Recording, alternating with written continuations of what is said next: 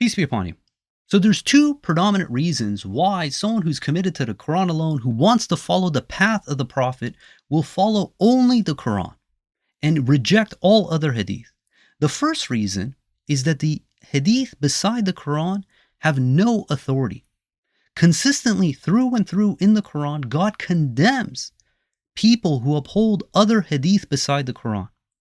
In Surah 45 verse 6, it reads, "These are God's revelations that we recite to you truthfully. In which hadith other than God and his revelations do they believe?" So God is calling out hadith by name, knowing full well that Sunni Muslims are going to call their corpus of these narrations that they're attributing to the Prophet hadith. And in the Quran, God is condemning them and saying which hadith other than God and his revelations do they believe. In Surah 77 verse 50, it says, "Which hadith other than this do they uphold?" So God, in all his wisdom, knowing full well what was going to come after the revelation of the Quran, is already condemning the hadith by name. In Surah 31 verse 6, it reads, "Among the people there are those who uphold baseless hadith, and thus divert others from the path of God without knowledge and take it in vain. These have incurred a shameful retribution." So not only does God condemn the hadith by name in the Quran, it also repeatedly tells us that we have to uphold this book, that God did not give us any other books to study. In Surah 6 verse 114, 115, it reads, "Shall I seek other than God as a source of law when he has revealed to you this book, fully detailed? Those who receive the scripture recognize that it has been revealed from your Lord truthfully. You shall not harbor any doubt. The word of your Lord is complete in truth and justice. Nothing shall abrogate his words. He is the hearer, the omniscient." So this is the primary reason for rejecting the entire hadith corpus, is that it has no authority according to the Quran that we are to uphold. That the only criteria we are to judge by is the Quran. This is why the Quran is called the Furqan, the book of law. To say that we uphold the hadith beside the Quran is to say that we have multiple books of law. And this contradicts, because just like there's no other partners with God, there's no other books that God needs to partner with his Quran. The second reason that anyone who wants to actually follow the path of the Prophet and wants to be committed to God alone would follow only the Quran is that any other hadith in their entire corpus aside from the Quran lacks any credibility. It is not certain. It's actually conjecture. And hadith, by its very nature, is zan. Zan in Arabic means conjecture and lacks any level of certainty or reliability. In the book Hadith, Muhammad's Legacy in the Medieval and Modern World, written by Sunni Muslim and Professor Jonathan Brown of Harvard, who he himself is an expert in the transmission and compilations of hadith, writes, "When Sunni legal theory matured in the 11th century, it was accepted that although ahad, non-massively transmitted hadiths, did not yield epistemological certainty, what is known as yaqeen, that the Prophet had made that statement, they did yield a very strong probability, zan. This was sufficient for fixing law and ritual. While almost all legal hadiths were ahad, the Quran was epistemologically certain, massively transmitted from the time of the Prophet." This is in their own words, that they're saying that the hadith corpus outside of the Quran is zan, is conjecture. Now he uses fancy words, says, oh, it's strong probability. But let's see what the Quran has to say about zan. In the Quran, God condemns anyone who upholds zan for the sake of religious authority. In Surah 10 verse 36, it says, "Most of them follow nothing but conjecture, zan. And conjecture is no substitute for the truth. God is fully aware of everything they do." In Surah 6 verse 116, this is immediately after God telling us that the Quran is complete, it's fully detailed, it's our only source of religious law. It reads, "If you obey the majority of people on earth, they will divert you from the path of God. They follow only conjecture, zan. They only guess." So again, the Quran is condemning those who uphold conjecture for religious law. We have no room for conjecture in our religious understanding. We have to deal with certainty. Now, I want to show how the hadith is full of conjecture. And for example, people, they claim that, oh, you have to have the hadith in order to understand the circumstances of the Prophet and the background and what took place. And what they don't realize is that the hadith fails on the most basic facts. These should be cut and dry. So, for instance, if you consult the Hadith corpus, and I'm only dealing with Sahih Hadith, these are from Sahih Bukhari and Muslim, they're uncertain what the first revelation of the Quran was. In some narrations, it'll say that Surah 74 was the first revelation, Al-Mudathir. In other ones, it'll say that Surah 96, Al-Alaq, was the first revelation. And again, both of these are considered Sahih. So even the most basic facts, the Hadith is unclear about. But it's not just the first revelation. We have the same issue regarding what was the last revelation given to the Prophet, according to Hadith. So again, in Sahih narrations, some say that the last verses was Surah 2, verse 278 through 281. They'll say that this was the last verses revealed to the Prophet. Other narrations, and again, still Sahih, they say that the last verse revealed was Surah 4, verse 176. And in other Sahih narrations, it'll say that it was actually Surah 5, verse 3 was the last revelation. And some even say that no, it was Surah 110 that was the last revelation. So if we go to the Sahih corpus, again, there's no certainty regarding these basic kind of what should be cut and dry objective facts. But it gets even worse. How old was the Prophet when he died? If you look at the Hadith corpus regarding the age of the Prophet when he died, it's all over the map. Some claim that he died at the age of 60. Others say 63. Others say 65. All these are claimed to be Sahih. Or how many years did he spend in Mecca and Medina? The Hadith corpus is unclear about this. Some say that he spent 10 years in Mecca, 10 years in Medina, 13 years in Mecca, 10 years in Medina. And because of these, again, simple facts, their entire calendar is based on the Hijrah. And they can't say how many years he was in Mecca and how many years he was in Medina, according to the Hadith. Now, if they can't get these basic facts right, how less reliable are they on everything else?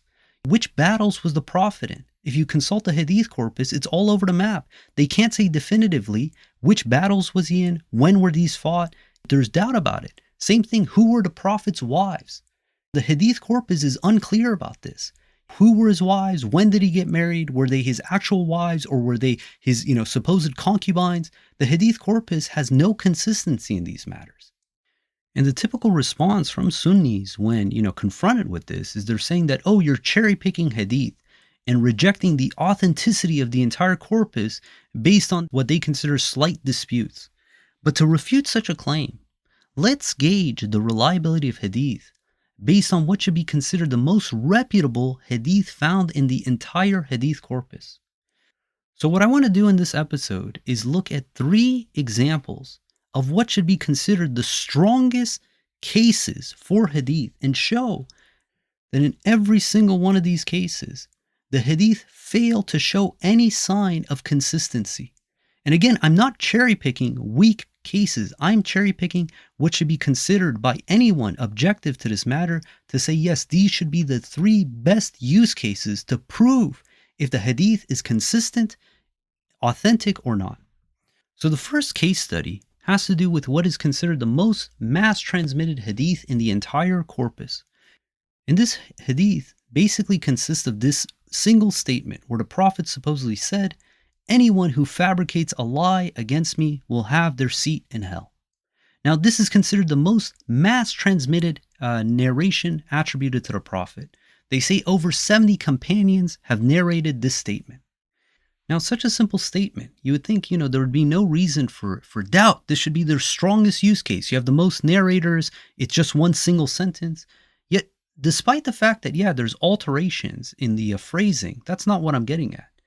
In this one single sentence, there's a major issue. In many of the narrations, it simply says anyone who attributes a lie against me will have their seat in hell. While in other narrations, it says anyone who deliberately lies against me will have their seat in hell.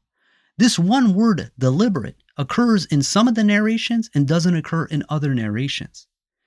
Now, both these narrations are considered Sahih, and you'll see it repeated both in Muslim and Bukhari, not to mention, the multitude of other books from compilers. But it's fascinating that, again, in some of the narrations, it simply says anyone who lies against me, while other narrations add the word deliberate. Now, this is not a minor difference. The reason this is major is because I'm not looking at saying, hey, which one is right, which one is wrong, right? I'm saying that this lacks authenticity. If the Hadith corpus can't get this one single statement that's supposedly the most mass-transmitted statement from the Prophet right, how less reliable are they for all other narrations? Because depending on if you think that the lie is unintentional or must be intentional is going to dictate how you view the entire Hadith corpus. Now, we looked at previous episodes how many of the Prophet's companions, according to the Hadith, viewed this Hadith to be that it didn't matter if it was intentional or not. The reality is when you look at the Sahih corpus, they're unsure. They don't know which one it is.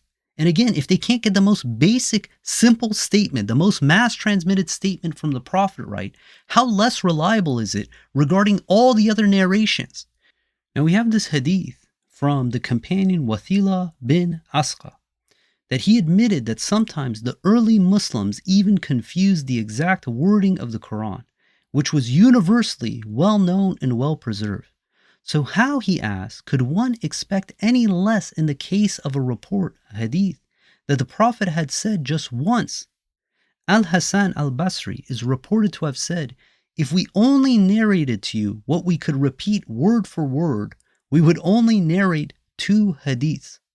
So in their own understanding, their own words, they're admitting, they're telling you that this hadith corpus is conjecture. And it's not just, again, delta in minor differences in meaning. These have major ramifications because when you're dealing with what is supposed to be a book of law, every vowel marking is important. Every word is important. If you're going to say, I'm unsure if the word deliberate is in there or not, that is not satisfactory. That is not something that we can base law upon. And this is the fundamental problem with hadith. There's no authenticity in any of these narrations. And this shows that the most widely transmitted hadith, their poster child for hadith sciences and how good their transmission methods are, utterly fails and is incapable of transmitting one single sentence from the Prophet. And not only in speech, but in meaning. That they can't tell you, is the word deliberate in that sentence or not? Therefore, if the most highly transmitted statement in the entire hadith corpus, which consists of only a single sentence, is unreliable, how less reliable are all other hadiths? So let's look at now the second use case. What is one of the most oft-repeated statements made by the Prophet? In the case of these other statements, the majority of the hadith where, the Prophet made a statement once in passing, one can say that, maybe some companions misheard him and, others had to correct him. Let's look at an example of a statement that was made probably tens of thousands of times by the Prophet. And this is the tashahud. The tashahud is the testimony of faith, which is to be recited during the salat while in the sitting position. Now, the Prophet must have made this statement, we're talking about tens of thousands of times, meaning that people must have heard this over and over and over again from the Prophet. And not only that, the Hadith corpus claims that this was taught to them no different than a verse of the Quran. So we can say that single-handedly, this is one of the most oft-repeated statements made by the Prophet.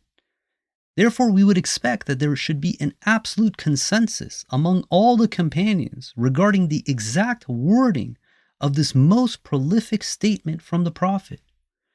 Yet, when we search the Hadith corpus, we see this is not the case. If we reserve ourselves to the Sita and the Muwatta, we see that there is 6 different narrations to what one is supposed to say during the tashahud. And ironically, again, each of them claim that this was taught to them no different than the verse of the Quran. And these aren't just minor differences. These are major differences that each of these companions who are supposedly narrating claim that the Prophet taught them no different than the verse of the Quran. If we saw this level of variability inside the Quran, we would be full of doubt. But it just goes to show that the Hadith, it fails in the very function of what it's supposed to do. Transmit a simple statement from the Prophet, something that he supposedly said tens of thousands of times, that he taught his companions no different than the verse of the Quran. Yet the Hadith corpus fails again and again on this regard.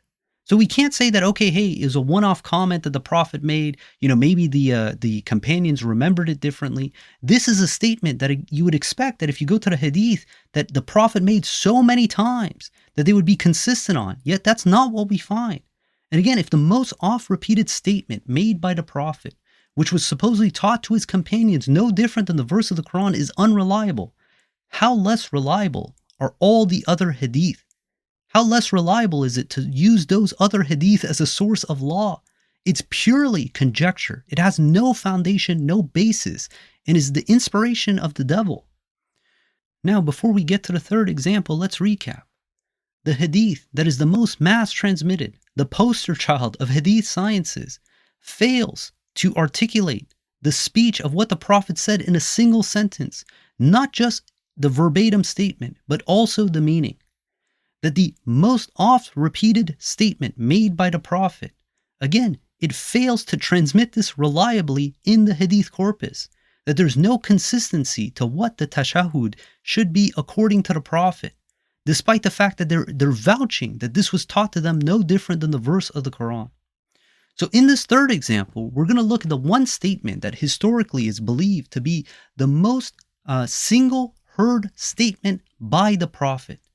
And this is the sermon he gave at the farewell pilgrimage. Now what's interesting is, in this sermon, they don't know exactly how many people were in the audience. They estimate between 4,000 to 10,000 people were listening to this sermon. Secondly, they're not sure exactly where it was that he gave this sermon. But we can say definitively, based on the history, this one statement must have been heard by more people in one instant than any other statement in the Prophet's entire life. So not only can they not get these basic facts correctly, when we look at the what's transmitted from this sermon, okay, we don't have a single account of what he said from start to finish. Out of the supposed thousands of people out there, not one person is able to articulate and transmit for generation to generation what it was that the Prophet said. Not only that, we don't even have a single sermon from start to finish from the Prophet. We have bits and pieces of supposedly what he said, and that's in the entire life of the Prophet. Now again, this one single sermon, not only do they fail to understand the basic facts of what took place when he gave this sermon, do they actually know what it is that he said? As stated, they do not have a transcript of what he said. But what we have are roughly four different transmissions regarding what they testify that he said. And these differences are not minor. They're major differences in meaning and understanding. And I'm going to focus on just one simple sentence that, again, depending on which transmission you're looking at, is going to tell you something vastly different. So not only is this, bits and pieces of what he said in the sermon I want to focus just on this one sentence. In the most prolific and considered sound transmission, it says, "I left for you what if you hold up to, you will never be misguided. The book of God." So that's the first transmission. The second one says, "I left for you what if you hold up to, you will never be misguided. The book of God and my family, the people of the house." In the third narration, it says, "I left for you what if you hold up to, you will never be misguided. The book of God and my sunnah." And in the last one, it says, "You must follow my sunnah and that of the rightly guided caliphs." So this sermon that was supposedly heard by the most people in one instance, more people heard this one statement from the Prophet than any other statement in his life. Not only is it unreliable regarding what he said, not only they're not sure where it was that he gave this sermon, how many people were listening. The content of the sermon vastly differs from one another. And again, these aren't just like, hey, the general idea is there. It's like, no, depending on which understanding you go with, it's going to have major, major ramifications to the understanding of your entire religion. So the fact that there's no consensus regarding what the Prophet stated in the single most widely heard sermon of his entire life, again reinforces that the hadith are highly unreliable. If the hadith is not reliable to inform us what the Prophet said when potentially thousands of supposedly people have witnessed such a sermon, how less reliable are they when most of the hadith were one-off statements made by the Prophet, heard by one, maybe two individuals? This all shows that individuals who claim that the hadith are unreliable are not doing this because they are cherry-picking questionable hadith. Even among the most prominent examples, where one should expect that if there is any authenticity to the hadith, It should be visible in these three examples. The Hadith literature repeatedly fails. It fails to determine the exact wording and meaning of a single sentence that is considered the most mass-transmitted statement in the entire Hadith corpus. It fails to provide the exact wording for the tashahud, which should be the most oft-repeated statement made by the Prophet through his whole life, that he supposedly taught to his companions no different than the verse of the Quran. And thirdly, it fails to give a consistent account regarding what the Prophet supposedly stated during the most widely heard sermon of his life. So again, if the Hadith fails again and again on what should be its most ironclad narrations, how less reliable should one consider Hadith for all other matters? This is the reason we follow the Quran alone. This is our only source of religious law that we can say definitively was transmitted by God to his Prophet for us to follow today. No other Hadith in the entire corpus comes close to this level of certainty, because the Hadith fails on the most basic facts, and on the most ironclad cases we see that it's nothing but conjecture. God willing, we're going to end there. If you guys want to get in contact, please join us on our Discord server. We got a thriving community, new submitters joining every day who reject Hadith and want to worship God alone and follow the Quran alone. The invite link for the Discord server is below. If you want to follow along the verses of the Quran, please go to the Quran Study app on the iOS App Store. If you don't have an iOS device, you can go to QuranStudyApp.com website. And if you want notes from today's discussion with all the Hadith references and in-depth articles on these topics, please go to Quran Talk blog website. And if you want more regular updates, please follow me on Twitter @TalkQuran. And until next time, peace and God bless.